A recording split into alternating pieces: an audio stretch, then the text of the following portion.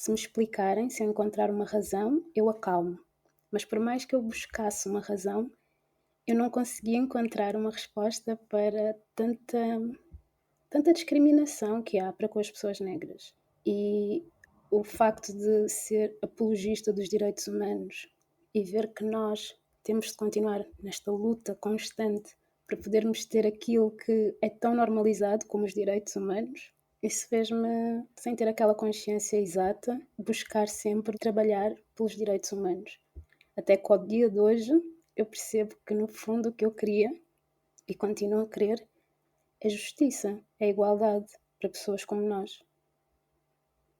A pensar na diversidade que compõe os locais de trabalho, maioritariamente brancos, surge o Color at Work, um espaço seguro de partilha, fortalecimento e empoderamento da experiência negra no mercado laboral. O meu nome é Sofia Medina Andrade e eu acredito na eficácia da diversidade e inclusão para o alcance de um mundo de trabalho digno e mais justo. Sejam bem-vindos e bem-vindas.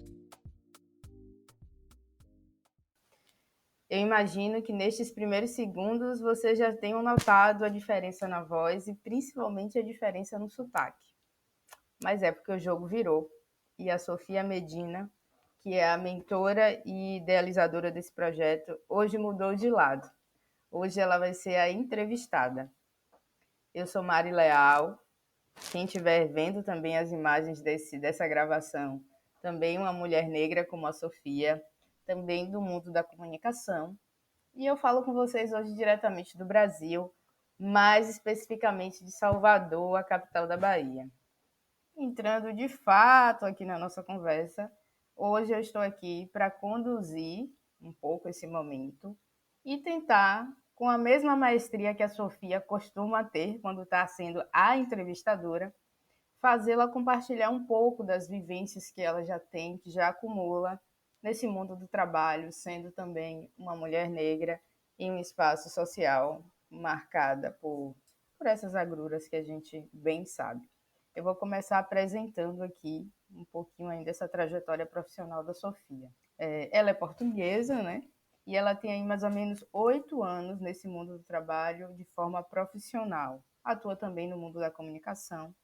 E como essas profissionais multitalentos já atuou em uma série de atividades diferentes. Um pouco de assessoria de imprensa, gestão de eventos, seguindo aí até o desenvolvimento estratégico. Já passou também por organizações não governamentais, multinacionais e também em projetos de responsabilidade social e sustentabilidade corporativa.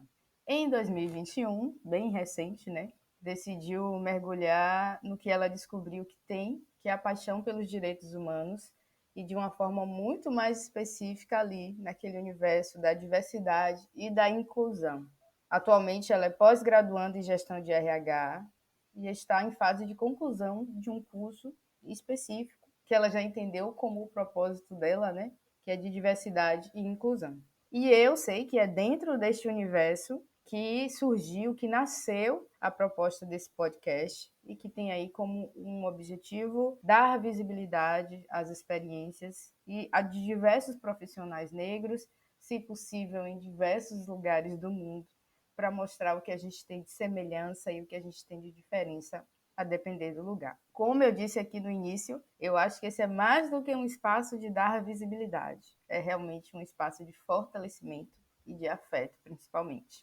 Então, Sofia, seja bem-vinda à nossa conversa e eu desejo que você se sinta assim, bastante à vontade para compartilhar com a gente um pouco das suas vivências, ou muito das suas vivências também, tá? Não se sinta tímida, só porque você mudou de lado hoje. Alô, Mari, e muito obrigada por esta linda introdução.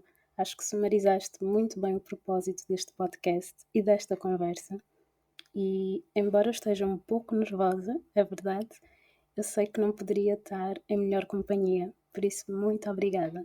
E eu vou aproveitar aqui, nem estava no meu roteiro, mas vamos explicar para quem está ouvindo como foi que surgiu essa ideia de mudar de lados. Não sei se a pessoal aqui acompanhou, mas eu fui uma das entrevistadas também nesse percurso que a Sofia fez. E conversando depois, um dia eu questionei para ela, né? Na verdade, eu trouxe como proposta que, já que ela deu espaço para muitas pessoas falarem e de sentir como é fortalecedor falar de si, falar das suas histórias, sejam elas mais tranquilas ou mais difíceis ao longo do processo, que ela também precisava mostrar para esses ouvintes quem ela é e quais foram as etapas que a fizeram chegar aqui, nesse espaço. Então, para a gente começar de fato, já está explicado. Eu falei um pouco do que a Sofia já fez no mundo do trabalho, mas tem uma pergunta que é importante para mim, para você e para quem está ouvindo. Quem a Sofia é?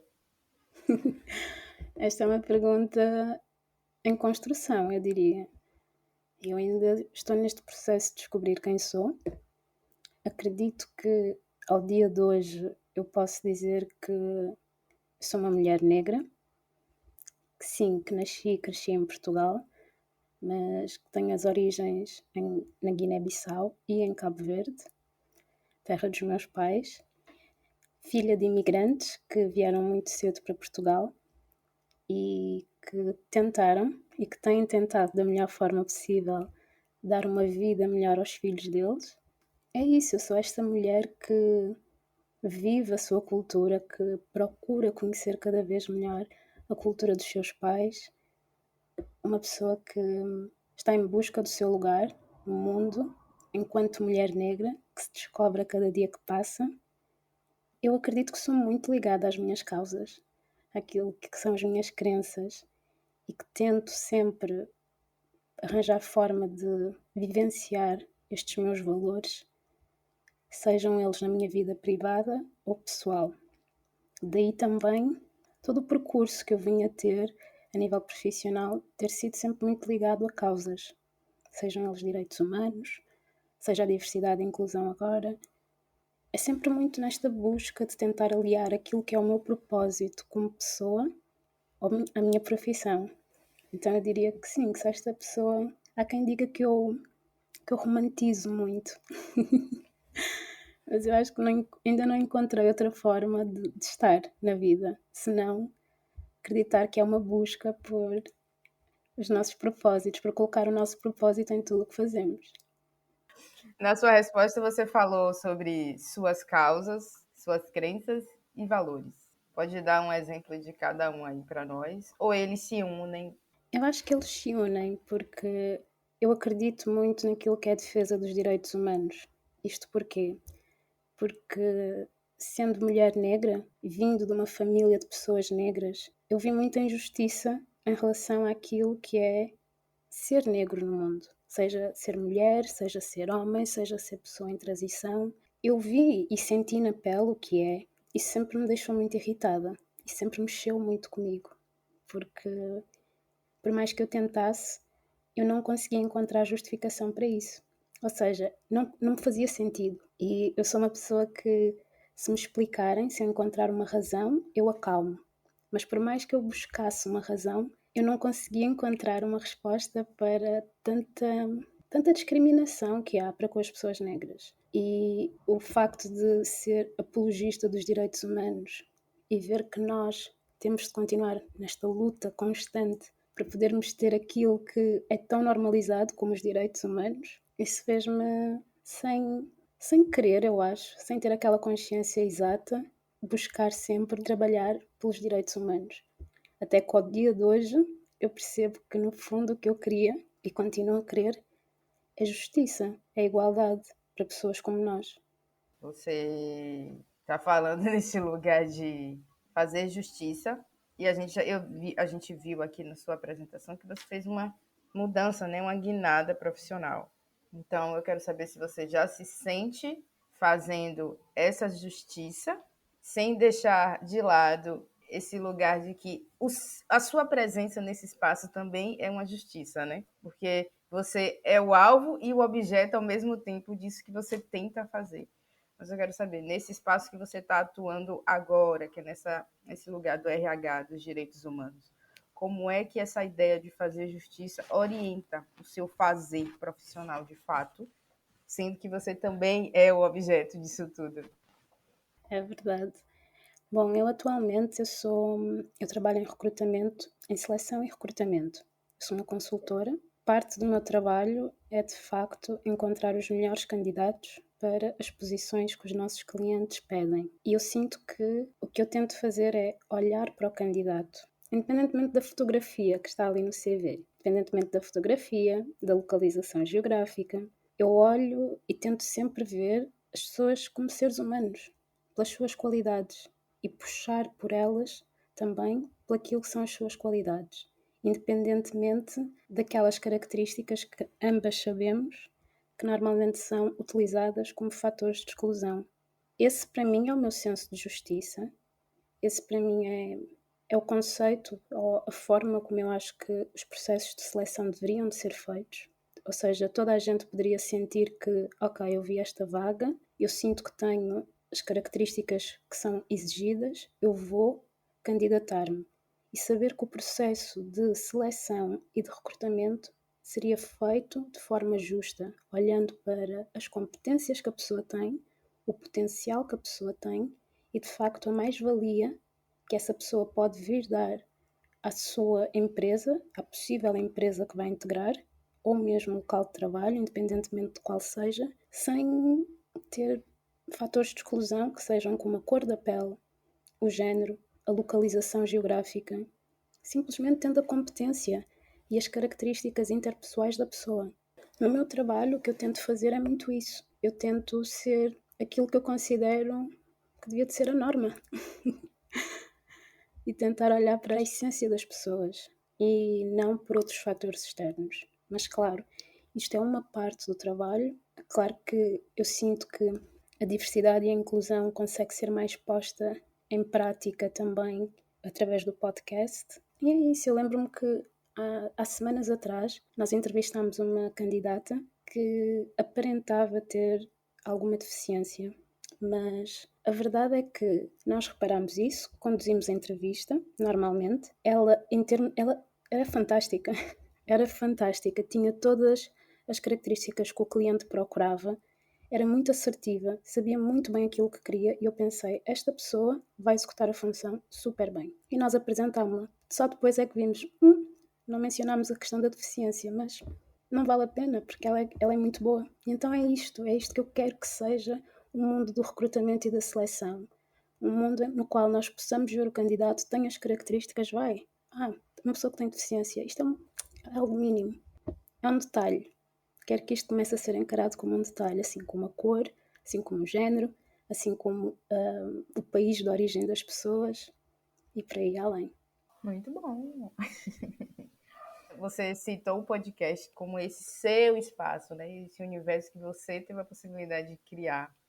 Então, conta assim pra gente como foi que surgiu essa ideia, de onde é que veio, quais foram as mobilizações internas assim que te levaram a, de fato, vou concretizar isso para além de qualquer medo, para além de qualquer sensação de insegurança, vou colocar isso no mundo.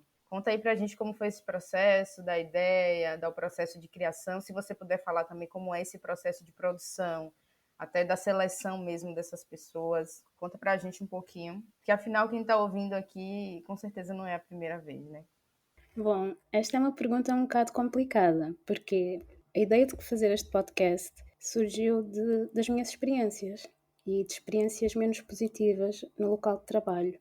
Isto porque isto foi durante a pandemia especialmente, ou seja, eu sinto que ao longo da minha jornada profissional eu sempre encontrei barreiras que inicialmente eu tentei não ver, ou seja, as coisas aconteciam e eu tentava ignorar, porque é um lugar mais seguro quando nós partimos daquele lugar de que eu não quero ver, logo não está a acontecer. Só que esta negação foi-me levando a lugares ainda mais desafiantes, com experiências das quais eu depois cheguei a um ponto que eu disse eu não consigo mais não ver, isto realmente dói. E o que aconteceu foi que eu comecei a sentir na pele. E por mais que eu tentasse falar com pessoas da nossa comunidade, expressar aquilo que eu estava a sentir, eu sentia que havia uma certa resistência. É como se tu estás a falar de um assunto proibido, Sofia. Isto aqui nós não temos, não há espaço para falarmos sobre isso, porque esta é a realidade, nós temos de ser fortes. E eu fui seguindo nesta tentativa de ser forte, até que as experiências foram tão fortes que ao mesmo chegou um ponto que eu não consegui ser mais forte. Quando eu digo forte, é forte entre aspas. A falta de espaços onde eu pudesse falar abertamente sobre este problema, sobre estas experiências, e mesmo até a falta de abertura por parte de pessoas da nossa comunidade em falar abertamente sobre as experiências deles, fez-me querer criar este espaço. Porque o não encontrar um espaço onde eu pudesse, de facto, falar sobre isto, ouvir outras histórias, fez-me pensar que o problema era meu. Eu sempre pensei, então, eu é que não sou boa o suficiente.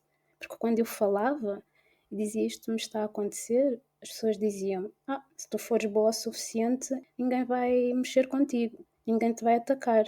Tu não lhes podes dar oportunidade. E a forma de não dares oportunidade é seres a melhor. E inicialmente uma pessoa ouve isto, pelo menos eu ouvia e pensava, ok, então eu tenho de ser a melhor.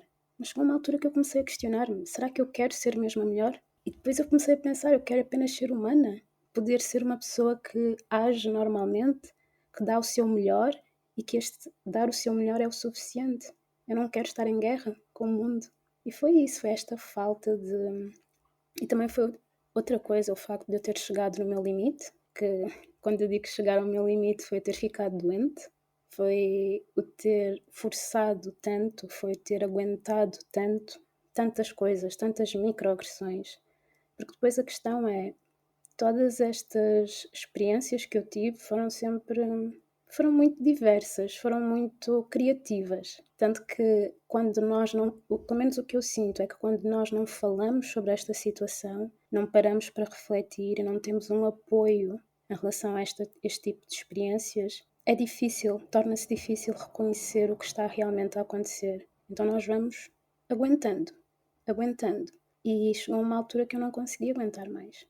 Não consegui, fui forçada por motivos de saúde, mais concretamente uma depressão, a ter de parar e durante todo este processo ter de reconhecer o que estava a acontecer, ter de reconhecer que eu estava a ficar adoecida por todas estas experiências que me fez parar e reconhecer o que é que estava a acontecer, admitir a mim mesma que eu tinha de parar, mas ao mesmo tempo decidir que eu não quero que ninguém passe por isto. Decidir que mesmo as gerações mais novas que têm sonhos, que têm um potencial enorme e que têm tudo para brilhar, que tenham um lugar, ou que encontrem neste podcast um lugar de fortalecimento, mas ao mesmo tempo um lugar de verdade, que as prepare, que saibam que independentemente de estar a falar com a Mari que está no Brasil, ou comigo que estou aqui em Portugal, ou com outra pessoa que esteja nos Estados Unidos, que não é um problema da pessoa, é o facto de sermos o que somos, é o facto de sermos pessoas negras, independentemente do género que tenhamos, independentemente da altura, independentemente do tipo de beleza que tenhamos, a cor fala mais alto.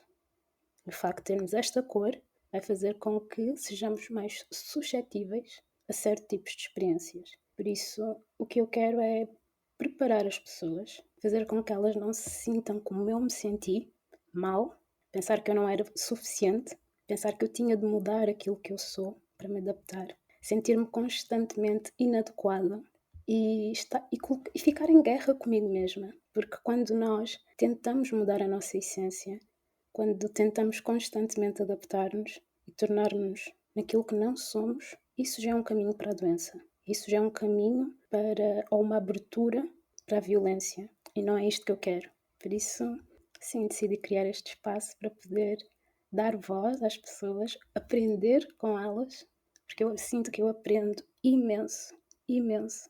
E esperar que outras pessoas possam aprender da mesma forma que eu tenho aprendido e que se fortaleçam da mesma forma que eu me estou a fortalecer. Sofia, eu não sei se você se sente já, até porque foi recente, segundo seu relato, à vontade para compartilhar essa experiência, como ela realmente aconteceu. Fica aí o espaço, caso você tenha já força suficiente dentro de você para isso. Caso não, se você puder assim fazer um paralelo entre a sua experiência com a de tantas outras pessoas que você já ouviu aqui, o que é que há de semelhante, independente de onde essas pessoas estão? E se você descobriu alguma especificidade dentro da sua vivência, né, que você já falou que não foi tão prazerosa, aliás, não foi nada prazerosa, e que você identifica como uma característica da forma como essas diferenças sociais se mostram aí em Portugal, propriamente dito. Então, essas duas questões em uma. Eu acho que me sinto confortável a falar, eu só não acho que seja algo agradável de se dizer, porque normalmente quando nós ouvimos as pessoas a falarem das suas experiências de trabalho, a maior parte das vezes é de forma positiva. E saber que eu não vou ter uma história positiva para contar deixa-me um bocado desconfortável, mas vou tentar. Não podemos seguir pelo outro caminho, né? Se for mais confortável para você. Como você falou, você chegou em um momento que você achava que aquilo era só com você. E a gente não tem noção do alcance que essa conversa, que as outras conversas que você já fez, tem no mundo, propriamente dito.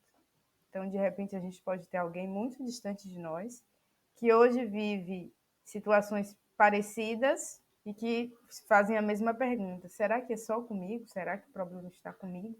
Então, mas eu acho que dá, se não for tão bom para você relatar essa experiência, fazer esse paralelo dentro de outras experiências que você também já ouviu aqui. O que é que aproxima e o que é que difere a sua história dessas outras que já foram apresentadas aqui?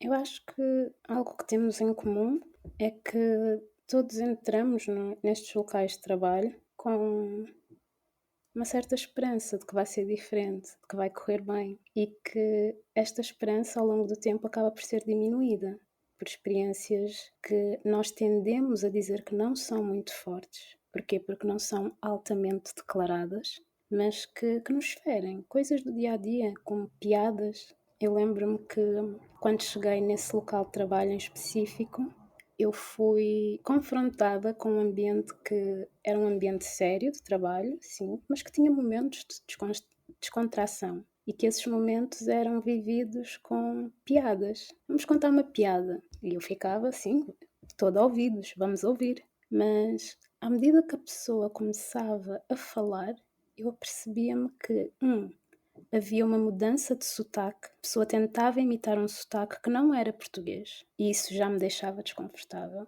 E é como se estivessem a interpretar alguém. E quem é que estavam a interpretar? Aquilo que no imaginário deles eram pessoas negras. E este choque, para mim, logo num dos meus primeiros dias na empresa, foi uma coisa.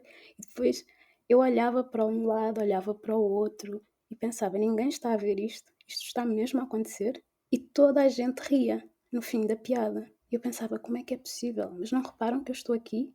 E mais, há outras pessoas, não tantas, mas há outras pessoas que podem ouvir isto. Houve uma vez que até uma dessas pessoas brancas sentiu-se desconfortável por ver a minha chefe fazer uma piada à minha frente. E essa pessoa disse: mas olha lá, a Sofia está aí, cuidado, tenha atenção. E a minha chefe vira-se para mim e diz: mas ela não leva a mal. Tu não levas a mal, pois não, Sofia? E isto põe-me num espaço em que eu me sinto extremamente consciente e fico a pensar: se eu disser que fico desconfortável, qual será a reação? Se eu disser que não fico desconfortável, qual será a reação? Então, este tipo de situações em que somos constantemente colocados são demasiado desconfortáveis. A meu ver, são graves, mas na altura eu pelo menos pensava: eu não quero arranjar confusão, então vou deixar passar, é só uma piada. Mas estas piadas começaram a aumentar e o nível também começou a aumentar. Eu cheguei a ter momentos em que vi a pessoa que me contratou chateada, muito chateada, e a forma que utilizava para demonstrar essa raiva era a falar mal de pessoas negras à minha frente. E eu a presenciar estes momentos e ter de ficar calada. Foram muitas situações, foi um acumular de situações que me deixavam extremamente desconfortável. Acho que as mais comuns, acho que a experiência que eu tenho em comum com todos os outros convidados são as piadas no local de trabalho. Aqui em Portugal há muito costume de fazerem piadas com pessoas negras, as tais anedotas. Vou contar uma anedota e essa anedota é sobre pessoas negras. Há muito esse costume. Eu uso o meu cabelo ao natural e no local onde eu trabalhava havia um dress code. Então, os momentos no elevador eram sempre os momentos mais constrangedores, porque eu era a única mulher negra, com pessoas todas brancas no elevador, e os olhares. Os olhares. Era como se as pessoas olhavam para a minha forma, para a forma como eu estava vestida, olhavam para o meu cabelo e era com um ar de nojo, como quem diz, não faz sentido. Eram os olhares, as piadas, o facto de ter sido contratada por uma pessoa que constantemente fazia comentários muito pejorativos de pessoas negras e que mais tarde começou a desenvolver comportamentos de bullying racial, que me magoaram imenso, claro, porque a pessoa sabia que eu sou comprometida com causas antirracistas, por razões óbvias, mas que depois, quando chega a altura de te querer ferir, utiliza, sim, algo que sabe que vai pesar muito, que é a questão da cor. E eu lembro-me de uma vez ter tentado confrontar, ter tentado demonstrar o meu desagrado, e houve a inversão do jogo. Eu não sou racista. Tu não me digas que eu sou racista. Eu não sou racista. E aí eu já me torno na má da fita, não é? É um acumular de muitas situações, mas ouvir os convidados de todos os episódios falarem das suas experiências fez-me perceber que eu não sou mesmo a única. Fez-me perceber que eu não sou o problema, que não é algo que acontecia comigo só porque eu permiti. Não. É algo que está muito enraizado, que no fundo acaba por ser a realidade de muitos locais de trabalho e que os sentimentos que foram despertados em mim por causa dessas ações não foram vividos só por mim. Outras pessoas também vivem. Assim como o desconforto que eu estou a sentir agora em partilhar estas pequenas partes da minha história, eu no fundo consigo rever o desconforto que os convidados dos episódios anteriores sentiram. E agora eu penso, realmente não é fácil falar sobre isto. São várias as situações, várias as situações. Eu lembro-me de uma em que, e acho que essa eu partilhei também contigo, no meu primeiro dia de trabalho, neste local em específico, eu fui apresentada a uma pessoa com quem eu iria trabalhar muito, um superior com quem eu iria trabalhar muito. E ele não estava à espera de me ver, porque ele trabalhava num outro país, iríamos trabalhar à distância, mas naquela altura ele estava em Portugal. Eu fui ao escritório dele com a pessoa que me contratou e a pessoa diz: Olha, esta é a Sofia, ela vai trabalhar muito contigo e este é o primeiro dia de trabalho dela. Ele estava muito ocupado, ele olhou para mim de cima a baixo e disse: é a nova secretária. E a pessoa que me contratou disse: Não, ela vem para o departamento de marketing. E ele aí ficou extremamente vermelho. Ele olhou para mim e pensou: como quem diz, já fiz porcaria. E instala-se aquele silêncio desconfortável. Ela não sabia o que dizer, ele não sabia o que dizer, e eu pensei: ainda por cima vou ter de ser eu a quebrar este silêncio. Então eu disse olá. E ele aí disse olá e a conversa fluiu. Mas no meu primeiro dia de trabalho, ter de levar com uma reação destas, para mim deixou bem claro como é que seria, qual era o ambiente de trabalho ali e como é que eu seria vista. E inconscientemente, sempre que eu falava com ele, eu pensava nisso, apesar dele nunca me ter tratado mal. Mas são estas pequenas coisas que com o passar dos anos, no mesmo local de trabalho, levam-te àquele lugar de adoecimento. Fazem com que tu, ficando sempre calada, porque foi o que aconteceu, eu fui passando por estas situações e muitas outras bem piores, calada. Porquê? Porque eu achava que precisava daquele trabalho. A verdade é que precisava. Todos nós temos contas para pagar, não é? Eu também tenho. Mas eu coloquei tudo isso acima da minha saúde, acima da minha dignidade. E isso corroeu-me por dentro. Porque a nível interno era como se fosse uma dualidade que existia, um confronto constante, que era eu estar a permitir que isso acontecesse, mas por outro lado tinha a outra voz a dizer: tu precisas de pagar as tuas contas, tu precisas do emprego. E as vozes das pessoas que me diziam que eu tenho de ser forte. Então, esta dualidade é uma dualidade que eu não quero que ninguém tenha de passar por. Essa essa dualidade, essa segunda voz, né, que diz seja forte porque você precisa, eu acho que sim, também concordo contigo. É uma semelhança que está em quase todas as histórias que a gente ouviu aqui você contar e tantas outras que a gente ouve e também as que a gente vive, né? Cada um vai se adaptando de uma forma, mas sempre há também um momento que é o estopim de dizer agora não dá mais. E também cada um expressa de uma maneira. Então eu quero dizer que eu sou solidária a você nessas suas vivências.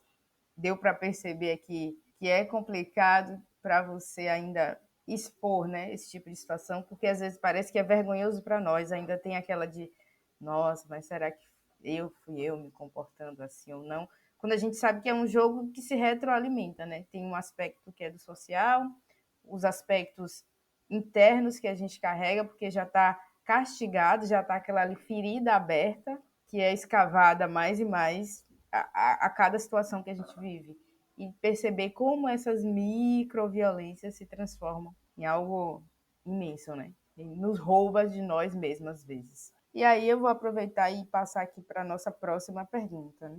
A gente está falando de uma estrutura de poder. A gente não está falando de um ato isolado deste ou daquela pessoa. Não é? A gente não está falando de uma sensação isolada, mas de uma estrutura de fato de poder que está ali na base da forma como as vidas se organizam socialmente, mentalmente, emocionalmente.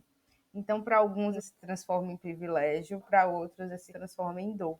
Se transforma não, né? Se manifesta. E aí eu quero agora perguntar para você quais são as práticas, quais são os mecanismos que você tem usado para transformar dentro de você essa lógica racista que te coloca nesse lugar de dor, ou que te colocou durante muito tempo exclusivamente nesses lugares de dor. Então, como é esse processo assim? Aqui no Brasil, a gente colonizado, a gente usa também muita expressão, né, de descolonizar esse pensamento, descolonizar esse sentimento, mas pensando na lógica desse pensar, na lógica desse sentir, que é sempre ali você inferiorizado. Então eu quero saber de você como é que você tem trabalhado internamente para fazer esse movimento contrário, que ainda é, né, um movimento contrário, ainda é uma reação. Por hora a gente ainda precisa aceitar que é isso. É isso mesmo. Eu sinto que comigo começou com o meu processo de negritude, com a busca daquilo que é a minha negritude, de vivenciar a minha negritude, de a descobrir, de a celebrar. Então acho que começou com isso e o que me trouxe consciência, me fez ver como é que eu sou vista pelo mundo, como é que o mundo nos vê, nos caracteriza e as limitações que nos coloca. Então foi mergulhar na minha negritude que me fez, de facto, começar a ganhar esta consciência, a leitura, claro, muita leitura, a aproximação de pessoas negras que também estão neste processo, muitas conversas contigo, porque tu me ensinas muito, é verdade, muito, muito. E acima de tudo, tu me ouves. Isso também faz uma grande diferença. Terapia, muita terapia, sim. E quando eu falo de terapia, falo de uma terapia que teve processos, não é? Eu até cheguei a mudar de terapeuta e a ter encontros diferentes e eu digo que será mesmo este ganho de consciência da forma como o mundo nos vê e daquilo que nós somos. Isso fez-me olhar para mim de forma muito diferente. Fez-me ver que eu não sou desadequada como eu pensava que era, simplesmente eu estava em locais maioritariamente brancos, em que eu era, se não a única, das únicas pessoas negras, no meio de pessoas brancas que tinham pouco ou nenhum conhecimento da cultura negra, que simplesmente tinham ideias daquilo que as pessoas negras eram. Assumiam, baseado em quê? Depois comecei a ver ideias pré-concebidas e que achavam-se no direito porque estavam num lugar de maioria, não é?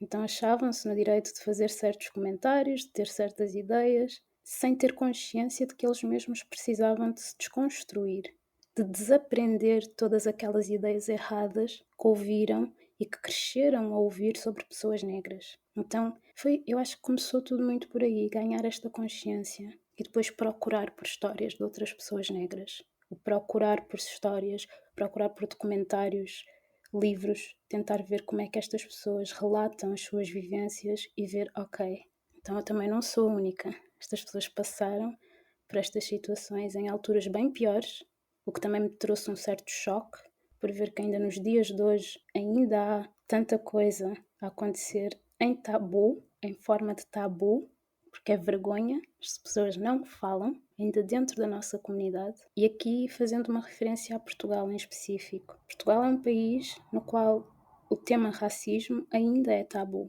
Não há uma consciência a nível nacional de que este é um país racista. A negação ainda prevalece. Então isto dificulta muito, dificulta o diálogo, dificulta a liberdade de nós podermos nos expressar, porque sempre que tentamos somos calados e calados com consequências. Pois tudo isto tem consequência. Então, o que é que eu quero dizer? Ainda se vive a cultura do medo, porque nós sabemos que se falarmos, vão haver consequências. Vamos ser mal vistos. Então, esta consciência de tudo isto deixa-nos, pelo menos a mim, falo por mim, eu penso muito antes de falar, mas ao mesmo tempo eu estou muito ciente do que é que se passa e do local onde eu estou inserida e da realidade deste mesmo local. Então, é isto, é a procura pela minha negritude, isto fortalece-me. Aos dias de hoje posso dizer que estes episódios do podcast fortalecem-me, as conversas que tenho em off com os convidados fortalecem-me e mesmo ao fazer as gravações, ao gravar os episódios, eu vou descobrindo coisas sobre estas mesmas pessoas. E como é que eu cheguei a estas pessoas? Começou por serem pessoas conhecidas. Por exemplo, eu a ti conheci-te na faculdade, quando fui fazer o intercâmbio em Salvador, ainda como estudante. Fui acompanhando de longe, é verdade, o teu percurso profissional, um percurso fantástico. Outras pessoas foram também colegas de faculdade, outros foram colegas de trabalho.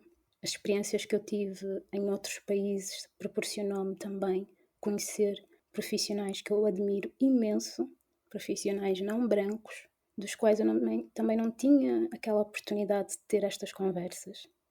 Mas são profissionais que eu olho e digo, são muito bons naquilo que fazem. Então eu decidi falar com eles. E ao falar, fiquei, uau, como é que nós nunca falámos sobre isto? Pessoas que trabalharam no mesmo local que eu. Quando nós fizemos a gravação, eu pensei, como é que nós nunca falámos disto? Eu estava a passar pelo mesmo. Como? Então, a ideia surgiu de eu não querer que as pessoas passassem pelo mesmo que eu passei e foi alimentando, para te ser muito sincera. Foi ganhando vida. Eu fui pensando em profissionais que admiro, eles foram aceitando, o que eu desde já agradeço imenso, porque muitos deles nem sabiam o que é que era o certo. Simplesmente disseram, ok, vamos. E foi muito interessante. Então, sim, tem sido assim.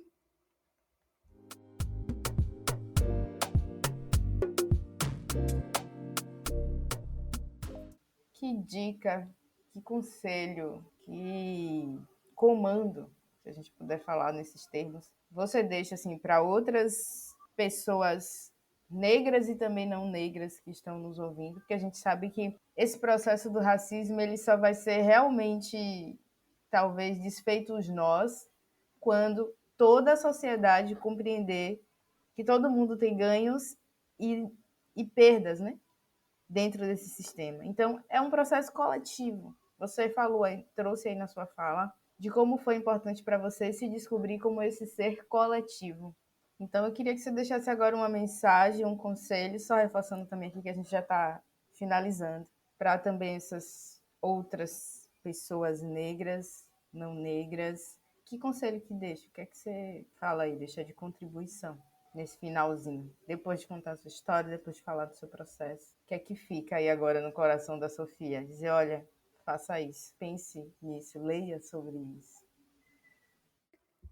Às pessoas negras, eu diria, às pessoas da comunidade negra, eu diria para tentarem sair deste lugar de eu tenho de aguentar, deste lugar de eu não tenho outra possibilidade. Eu tive nesse lugar e sei que é válido, no sentido de que todos nós precisamos de trabalhar, porque a nossa entrada no mercado de trabalho não é fácil, independentemente das competências que tenhamos, mas que o entrarmos no mercado de trabalho não é um favor. Ninguém nos está a fazer um favor ao contratar-nos. Estão a contratar-nos porque nós temos competências. Logo, se não resultar neste lugar, por não nos respeitarem e não nos aceitarem por aquilo que nós somos, o que eu digo é mudem. Mudem, não se acomodem. Continuem a procurar. Pode custar, pode demorar encontrarmos um lugar que encontremos o respeito que tanto procuramos, mas vale a pena continuar a procurar, porque a nossa saúde mental está acima de tudo. Por isso, o que nos tentam fazer é mostrar-nos que não há outra hipótese, mas há outras hipóteses, sim. E aos colegas de trabalho, aos colegas brancos que nos estão a ouvir, lembrem-se que ficarem calados, fazerem de conta que não veem, fazerem de conta que não ouvem e que não estão a par da discriminação que ocorre nos vossos lugares de trabalho, é compactuarem. Vocês estão no lugar de privilégio, vocês podem dizer isto não é correto. Vocês não têm de o fazer em frente a toda a gente. Há formas de o fazer, procurem essas formas. Hajam. Não vão ter com o vosso colega no fim e digam: olha, lamento muito o que aconteceu. Não, hajam, porque é uma injustiça e vocês sabem que é. E vocês sabem que se falarem, não vai ser as consequências não vão ser tão graves para vocês como para a pessoa que está a ser vítima de discriminação. Por isso, sejam mais solidários, sejam mais atentos. E se não conhecerem a realidade das pessoas negras, existe uma panóplia de conteúdo aí para vocês verem. Eduquem-se, porque é o que nós também fazemos. Por isso, hoje em dia não há desculpas para e tal, eu não sabia. E tal, eu não me apercebi. Não há desculpas para isso. Então, acho que é isso que eu diria. Então, está dito. E, pelo menos aqui, esse processo está dito. Pelo que eu pensei de roteiro, pelo que eu pensei de conversa pra gente, finalizamos aqui. Mas, como esse é um espaço que é seu, se você quiser acrescentar algo mais, fique à vontade. Eu aqui já agradeço muito pela oportunidade de estar aqui de novo, contigo, com seus ouvintes, né? Podendo compartilhar também outra coisa que eu gosto muito, que é saber da vida das pessoas, que é perguntar, que é cutucar ali um pouquinho das pessoas. E como eu conversei contigo, quando eu paro para entrevistar alguém, eu sempre estou muito mais preocupada e muito mais curiosa sobre o que está atrás dos atos, né? O que está ali vamos dizer assim, na infraestrutura daqueles atos. Espero não ter arrancado nada com muita força de dentro de você, mas agradeço muito a partilha, a confiança e a oportunidade de estar aqui de novo. Então, fica aí o espaço e feche da maneira que você achar mais conveniente. Maria, eu é que agradeço. Eu é que agradeço estás a fazer isto comigo, porque, como tu bem sabes, não é um lugar que me deixa confortável, lugar em que eu falo da minha história, não é? Por isso, fazê-lo com uma pessoa que eu admiro como profissional e que é uma amiga próxima deixa-me muito, mas muito mais confortável. Por isso, obrigada. Obrigada por me ouvires, obrigada por respeitares este meu processo, porque é a primeira vez que eu estou a falar de mim, então ainda é novo. Por isso, obrigada. E eu espero que ter respondido às questões. Espero que, se houver alguém a passar pelo mesmo ou por algumas das coisas pelas quais eu passei, eu quero que saibam que não são os únicos, mas que não é por serem os únicos que está correto o que está a acontecer. Por isso, o que eu digo é: estes lugares de opressão só vão perder a força quando deixarem de ter pessoas para oprimir. Por isso, se não vos aceitarem, saiam. Saiam, procurem um lugar melhor, porque vocês merecem lugares melhores. E muito obrigada por ouvirem este episódio. Espero que o aceitem com carinho e eu vejo-vos nos próximos episódios. Por isso, muito obrigada. Obrigada por se juntarem a mais um episódio do Color at Work. Se gostam deste podcast, subscrevam, avaliem e comentem. Até ao próximo episódio.